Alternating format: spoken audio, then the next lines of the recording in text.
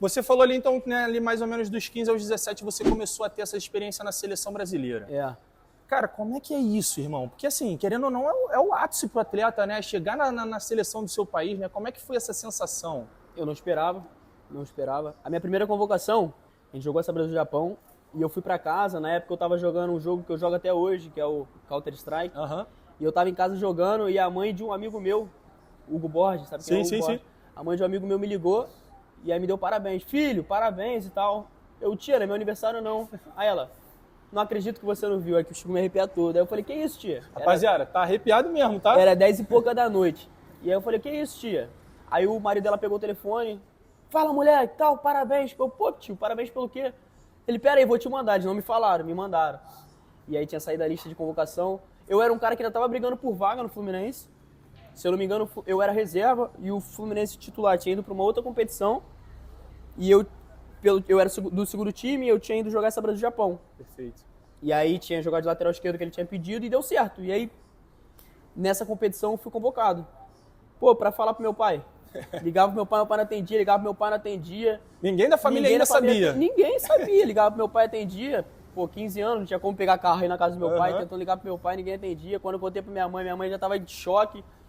E aí consegui fazer contato com meu tio, que morava na casa de baixo do meu pai. Pô, meu tio começou a dar pancada no vidro do meu pai lá, meu pai ficou desesperado. Aí meu pai foi parar no hospital. Caralho. Pô, mas a parada foi maneira. Teve o ápice da convocação, mas o pai desesperado. Foi, acho que de momento de base, assim, eu fui convocado várias vezes, mas essa primeira do Sub-15, que era algo que a gente não esperava, sim, foi surreal. As outras que aconteceram, tipo assim, eu já esperava. Sim. Mas essa primeira foi acho que em questão de sentimento, né, de realização na base, foi a maior de todas. Era demais. E como é que é, tipo assim, a sensação lá, assim, de você chegar, né? Aí tivemos a convocação. Chegou lá, é tudo aquilo que você espera mesmo? É tudo aquilo que a galera fala, assim, no caso, quem tá no meio, né, que já foi convocado. Como é que foi essa expectativa e realidade? É tudo aquilo que a torcida mesmo imagina. Sim. É surreal. Em questão campo, né, a gente acompanha, né, o Brasil todo, mesmo estando na base, e a gente tinha aqueles, pô, esse é muito bom na posição, esse aqui é muito bom na posição, e a gente chega lá e reúne todo mundo, né, e aí tu fala, pô, fulano de tal tá aqui, fulano de tal já com 15 anos já treinando profissional, que naquela época é algo que todo mundo quer, né, e aí quando você chega, a estrutura dos caras, preparação, a questão tratamento também é diferenciado? Não, é absurdo, esquece. Hoje em dia é mais comum, né, você ver isso, né? Mas na minha época tava começando a ter um pouco mais de mimimi, né? A geração um pouco mais mimada. Então eu acredito que, tipo assim, quando eu cheguei lá, que eu me deslumbrei com isso tudo, era surreal, é totalmente diferente. É realmente o que a gente sonha. Pô, meu sonho é chegar na seleção porque a seleção é de outro nível, é realmente de outro nível. Entendi. Ainda mais o Brasil, Sim. né? É surreal, é encantador, Mas a palavra que, tipo assim, que usa mesmo é a realização de um sonho, é absurdo. Fenomenal. E teve alguma resenha lá com a rapaziada? Pô, como você falou, você teve algumas convocações, né? Então, na Granja, você teve alguma situação desconfortável? Alguma apresentação, assim, que você, tipo... Desconfortável que eu digo na resenha, assim, apresentação... Não necessariamente tua, mas de alguém, assim... Não, porque essas convocações eram as primeiras da geração. Sim. Então, todo mundo estava sendo convocado pela primeira vez. E não tinha como todo mundo se apresentar. Sim. E aí, então, acho que nessa da Sub-15, Sub-17 não teve, não. Teve alguém que quebrou alguma situação lá, passou uma vergonha, assim? Não, na seleção assim? Não, só então, no profissional. Então a galera tava bem... No profissional? No profissional teve. E aí, como é que foi essa... Não, foi porque vocês, no geral, vocês treinam, né? Às vezes fazem treino com um profissional, né? E tal, como é que é isso? Meu primeiro jogo no profissional foi sinistro. Como é que foi? Eu soube da notícia que eu ia jogar. Eu tinha ido pra um jogo contra o Grêmio, no banco, primeira vez. Mas eu tava treinando com os caras, tinha uma semana só. Sim. Aí fui pro jogo no banco. Mas pra mim já tava realizado. Não precisava nem ter entrado em campo, já tava realizado. E aí na mesma semana tinha um Fla-Flu no Maracanã. E aí um dia antes do jogo o Abel falou que eu ia jogar. Eu não esperava, nem treinava direito assim com os caras, né? Era tipo, treinava, mas geralmente ele pegava os 11 titular e levava para um canto para fazer um aprimoramento, algumas coisas assim, e a gente ficava de lado. E ele falou que ia jogar. Aí eu já fiquei meio em choque, né? Já parei de comer, já não consegui comer mais. E aí não sentia fome, não conseguia comer. Agradeço muito a minha nutricionista do Fluminense, que sempre me ajudou. E ela falou que eu não conseguia comer, me deu um shake, fez um shake lá, fera lá, pra eu poder tomar no dia do jogo. E a gente jogava à noite e a gente se encontrava de manhã cedo pra poder ir pro hotel e depois almoçar. E aí teve esse almoço no hotel, que foi a minha apresentação. Pô, E tá aí? maluco. Aí, se eu não me engano, o Scarpa falou que ia me apresentar e mandou eu ficar em pé na cadeira. E geralmente a gente sobe na cadeira, pega alguma coisa pra fazer de microfone e tal, pra falar. E eu ia começar a falar. E ele falou, não, você vai esperar todo mundo acabar de falar, acabar de comer. Caraca. Sendo que tinha cara fazendo o prato ainda. Então eu fiquei tipo uns 40 minutos em cima da cadeira. E aí quando eu acabei assim... O preparo físico estava bom, pelo menos? então, aí eu já tava nervoso, eu não tava comendo e tal. Então, tipo assim, juntou tudo numa parada só. E aí eu fiquei ali em cima da cadeira um tempão, parado. E aí depois eles começaram a fazer perguntas, as paradas estavam dando certo. E aí ele foi e falou, vamos agradecer a comissão e tal. E a comissão do Abel, era o Leomi e tal. Aí ele foi, agradece o Abel, agradece o Levi. Aí eu, obrigado Abel, obrigado Levi. Sendo que o nome do cara era Leomi, aí geral caiu na gargalhada, meu irmão, geral me zoando. Só que foi bom, porque eu tava muito nervoso, tava tenso. Eu tinha 18 anos, tava subindo profissional, que era a realização. Eu jogo contra o Flamengo no Maracanã, 4 horas da tarde, jogo da Globo. Então, tipo assim, era o auge, assim, pra acho você que era acima do subiu, sonho, né? Uhum. Era o momento mais épico da minha vida, né? Todo mundo sonha em chegar no profissional, quem gosta da parada, né? Então era a minha realização, estrear num clássico desse. Então eu tava tenso, não tava conseguindo comer. E isso quebrou um pouco o gelo, todo mundo riu. Tinha gente ali que eu não tinha muita intimidade. Ficou rindo e brincando, fazendo piadinha, aí depois a gente começou a rir e foi quebrando o gelo, eu fui tendo mais intimidade com os caras. E aí quando chegou na hora do jogo, as coisas fluíram normal, deu certo. Mas foi um momento que, tipo assim, parece que, vamos supor que tu tá falando ali tem 5 minutos. Parece que é 1 hora, parece que o tempo não passa. É mais difícil fazer apresentação do que jogar. De verdade. É muito difícil.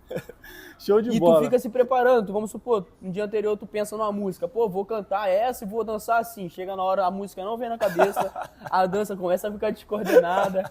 Não dá Com os certo. amigos mete o passinho direto, mas... Não, fala, não, vou lançar essa aqui bolada, não tem nem como os caras falar. Chega na hora, irmão, tu não lembra de nada, tu fala, como é que começa a música? Lembra de nada, pô. De nada.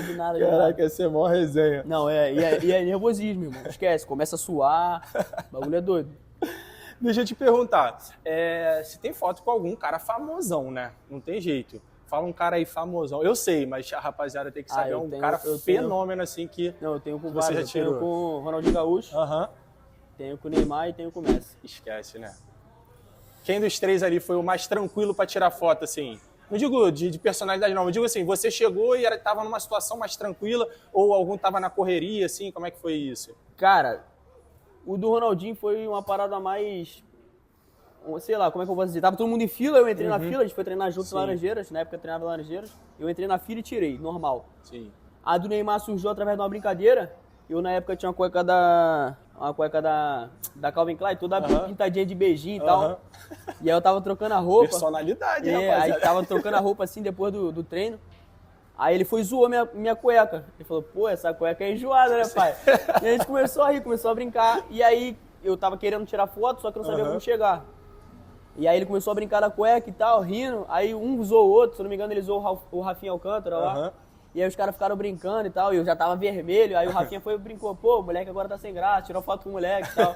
E aí eu tirei a primeira foto. Legal. E aí depois eu voltei na seleção de novo, ele tava de novo, eu tirei outra foto, só que aí na segunda vez ele já lembrou de mim e tal, eu tirei foto normal. Saiu isso. Em relação ao Messi, eu tava operado, não botava o pé no chão, tinha uns 3 meses.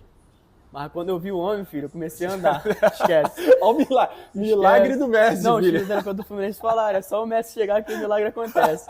Aí, esse daí já dá um corte, o milagre do Messi, esquece. Eu tava de muleta, aí eles estavam treinando no Fluminense lá acho que na Copa América, se eu não me engano. E aí cheio de segurança e tal. Só que aí teve uma hora que ele parou pra tirar foto com alguém, que tava lá, alguém grande da gente, se eu não me engano foi o Ganso, eu não lembro quem foi. E eu tava de muleta. E aí ele, quando acabou o Ganso, ele meio que esperou o próximo. Sim. Ninguém foi. Eu de muletinha, se eu fosse na muleta ia demorar a chegar. Eu larguei, filho, já fui andando pra tirar foto com o homem. Não tinha como, tinha que tirar foto com o homem. Não tem jeito, né, mano? Não tem como, o homem vem na tua casa, não vai tirar foto contigo? Não tem como, esquece. Fera demais. Você comentou também com a gente agora sobre a questão do Abel, né? E foi o Abel que subiu você profissional ou foi outro treinador? Como é que foi esse processo também da subida em relação ao treinador? Já tinha aquela confiança, né? Você falou que foi meio que uma surpresa para você, mas tinha confiança? Você foi adquirindo? Foi rápido? Como é que foi isso? Não, então, eu sempre quando eu comecei a pegar a seleção, porque eu sempre fui um ano mais novo. Por exemplo, a seleção era sub-15, mas eu tinha 14. A seleção era 17, eu tinha 16. Perfeito. E eu sempre peguei todas as seleções de base. E aí tinha muita cobrança da torcida, né, em relação a eu subir. Porque a torcida me acompanhava os jogos da base. O Fluminense é uma equipe de base que sempre é campeão Sempre de foi tudo boa, e né? tal. E aí tinha muita essa cobrança da torcida pra eu subir. E eu sempre treinava no profissional, aí geralmente mostrava os resultados, ou amistosos que fazia, eu tava sempre participando, fazia gol, dava assistência. E aí o nome tava sempre em alta, né, em cima. E aí começou a surgir especulação. Ah, você vai renovar o contrato e vai subir profissional, vai renovar o contrato e subir profissional. E aí eu renovei o contrato, subi profissional. Só que eu pensei que fosse assim, tô subindo profissional, agora eu sou profissional. Mas vai demorar um tempo, né? Sim. Só que não, pô, eu com 3 dias no profissional, eu fui pro meu primeiro jogo. Maneiro. Eu fui no banco contra o Grêmio na Copa do Brasil, se eu não me engano. A gente acabou perdendo esse jogo. E o Fluminense estava um pouco de cobrança, um pouco em crise, né? Sim. E aí precisava mudar. E aí na mesma semana, na quarta-feira a gente jogou contra o Grêmio. No domingo era Fla-Flu em casa. Pô, o homem já me tacou. Fiquei desesperado no começo, tipo, eu queria, era O meu Abel, né, sonho. no caso, né? O Abel Show. Braga. Ele gostava muito do meu estilo de jogo, ele falava que eu era muito agressivo, que eu Sim. gostava muito do 1 para 1, que era o que o time tava precisando e tal. E, se eu não me engano, o Fluminense tinha bastante tempo que não ganhava do Flamengo. E, se eu não me engano, vinha uma sequência ruim até de derrota pro Flamengo. E a gente precisava ganhar o jogo ou até empatar. E aí, nesse jogo eu fui titular, né? E aí a gente tava ganhando de 2-1 até os 35 do segundo, assim. E eu senti cãibra, irmão. Cãibra de estreia, né? Porque não tava comendo e A tal. pressão é diferente também, né? E aí acabei sentindo cãibra, saí. E aí uns 2 ou 3 minutos depois os caras conseguiram empatar o jogo. E aí foi 2-2, mas não perdemos. Sim. E aí depois disso eu tranquilizei.